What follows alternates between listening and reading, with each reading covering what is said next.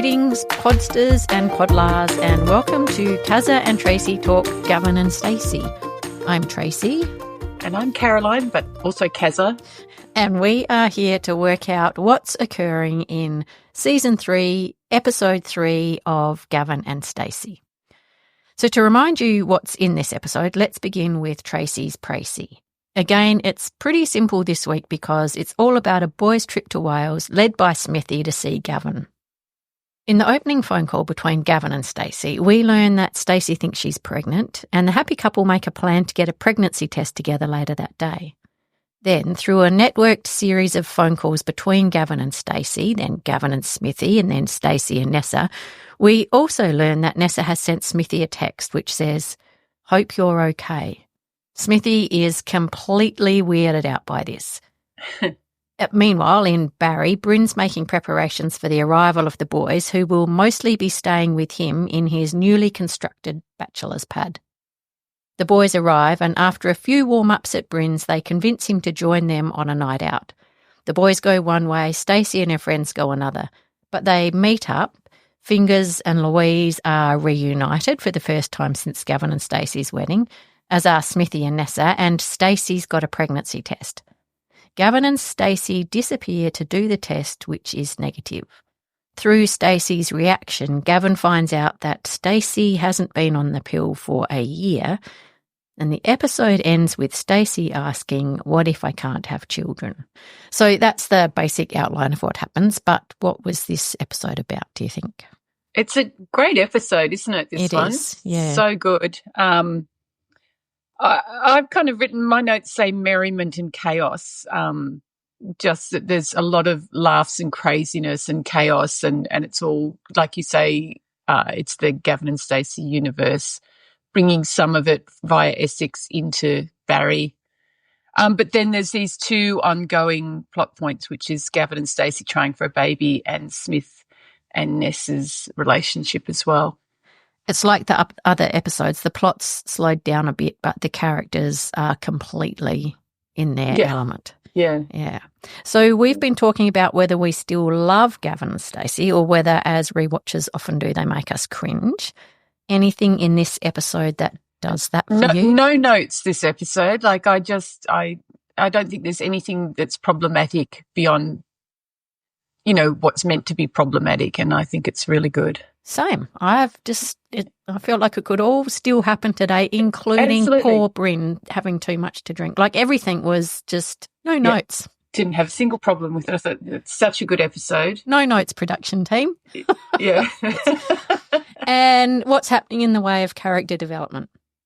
I enjoy this turn for Stacey. That we learn that she took herself off the pill pretty much as soon as the honeymoon was over, because she was frustrated about living in Essex and she wanted Gavin to really push to have their own place, and this was her way of doing it. And, that's such an interesting, she is impulsive. She wants what she wants and she wants it now.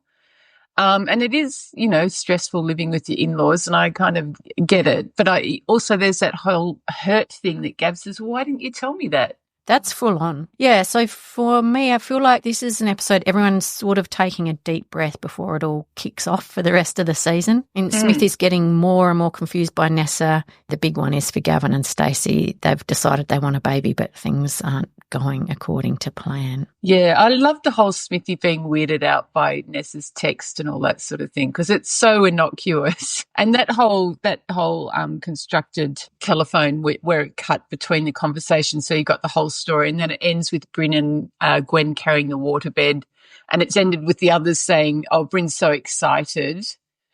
They all are. And then Bryn opens with, "I'm so excited." And Gwen said, "We all are." I just loved it. I thought it was so clever. It was really well put together, wasn't it? Yeah. Did you have a favourite heartwarming moment?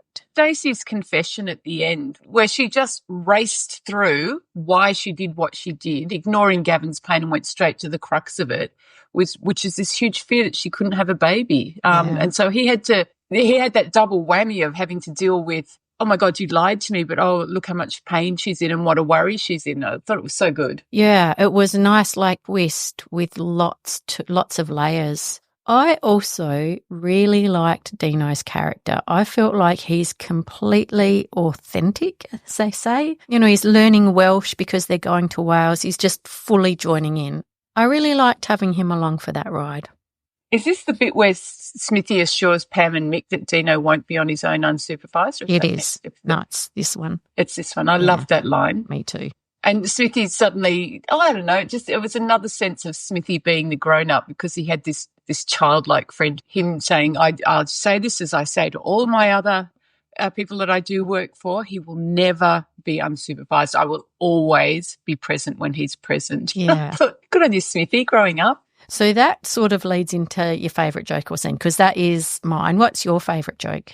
Oh, I just love the stare down at the chemist. That was so funny. So that, for context, that is Stacey's walked into a chemist to get a pregnancy test, and there's somebody she knows whose father and brother had a fight with Nessa, and so there's bad blood, and it's so brilliant. And Stacey's just really hard line and just staring at her.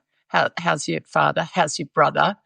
And you still got stitches. And then Gav goes to break it up, and she just holds a finger up and says, I'm not finished, Gav. Until the lady who wants more fake tan, and she is completely orange anyway, and wants more fake tan, breaks it up for him. Oh, my God, I laughed. They were my two favourite scenes. The one before they leave for Wales, when Smithy and Dino working on Pam and Mick's extension, and they ask Dino if he wants tea or coffee, and he says, yeah, can I have a half and half? Oh. It was brilliant. And then when they say, oh, is it nice? And he says, oh, I've no idea, Mick, I like it. Like, just completely matter of fact. It was awesome. Yeah. And I that do was very cute. Also like that scene in the chemist, because once again, Gavin is forced to kind of just look on in complete bewilderment at this part of Stacey that he'll never really know. It's outstanding. Yes. And she does come across as so sweet and lovely, but she's got steel there as well. I really enjoyed it. She really does. So I feel like actually I could list all of the scenes as my favourites. There's so many laughs. It's a cracker. Yeah. Because the nightclub scenes are a lot of fun too.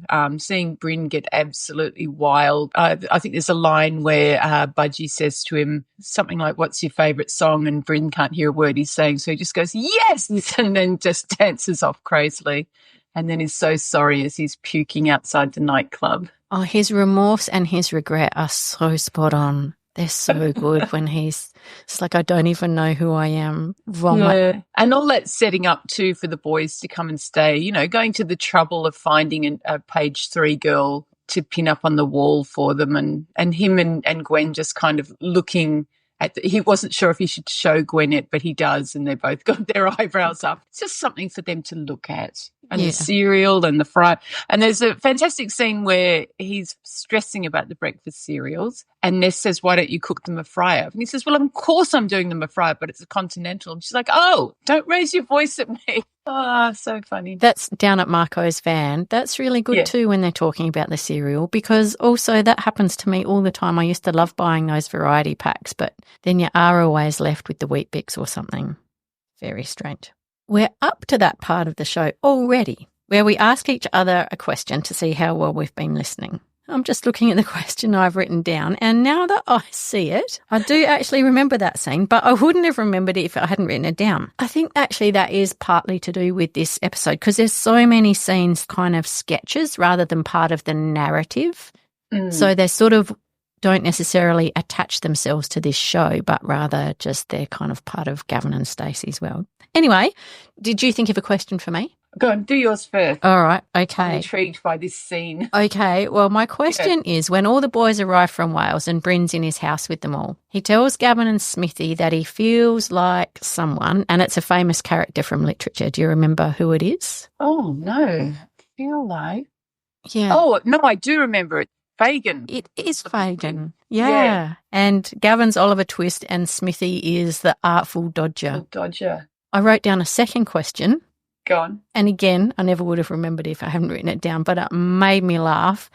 What does Nessa say she misses about being a bouncer? Oh, I assume it was the camaraderie. Yeah, but she didn't miss having to soak her knuckles in a bucket of iced water. Yeah, I miss the camaraderie, but not the rage. The not the rage. It was so funny. I saw an outtake for that scene too, and she had a lot of trouble saying knuckles in a bucket of water. She had to soak her bucket in some knuckles of ice. Yeah, I can see why that would happen. Yeah. All right, what about your question for me, which obviously I think I've established I'm not going to remember because I don't even remember my own.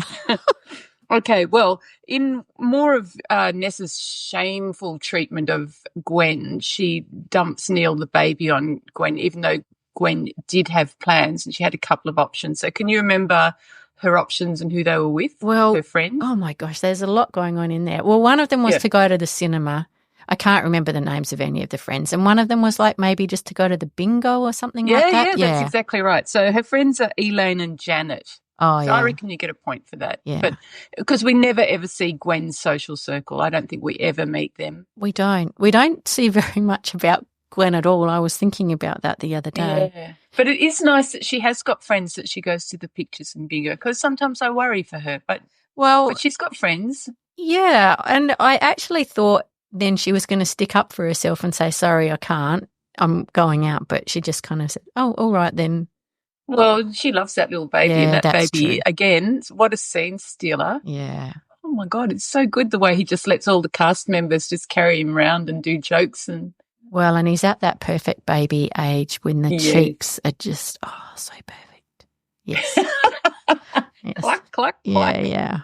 Yeah. Can you remember which of the Essex lads gets very clucky over the baby? Some of them couldn't give a shit. Yeah, a few of them just turn away, don't they? Well, it's not Dino because he's weirded out.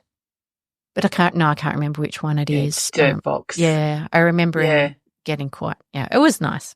Well, that is that for this episode. We are left ready to find out what comes next in Gavin and Stacey's pregnancy quest.